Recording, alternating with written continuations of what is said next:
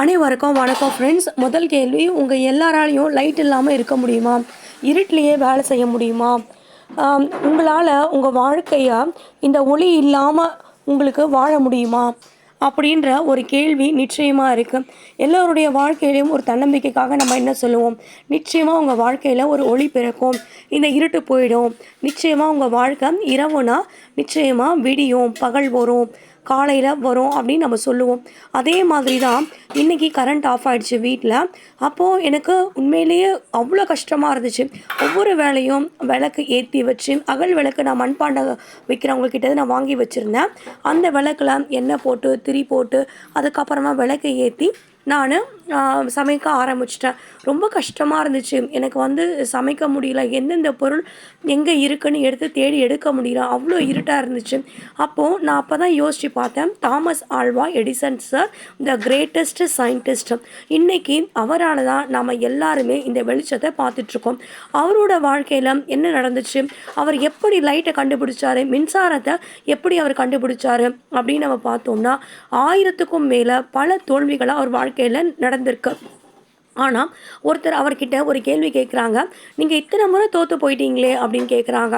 அதுக்கு அவர் கொஞ்சம் கூட மனசு தளராமல் என்ன சொல்லியிருக்காருன்னா, நான் 1000 வழிகளை நான் கண்டுபிடிச்சிருக்கேன், 1000 வழிகளில் என்னெல்லாம் பண்ணக்கூடாதுன்றதை நான் கண்டுபிடிச்சிருக்கேன் அப்படின்னு அவர் சொன்னார்.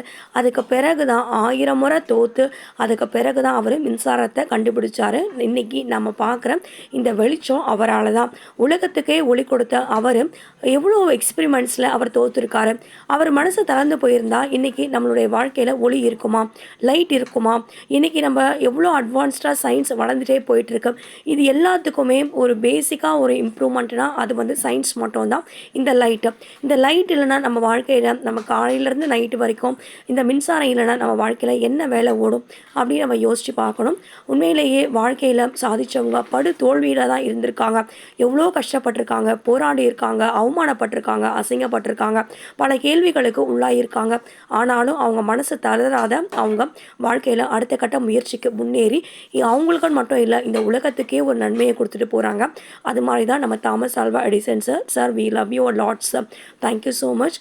அவருக்கு நம்ம நன்றி சொல்கிறோம். உண்மையிலே நம்ம அன்பு என்றைக்குமே அவருக்கு இருக்குது, அவர் சந்ததியினருக்கு இருக்குன்றதை முழுசாக நம்ம உணர்கிறோம்.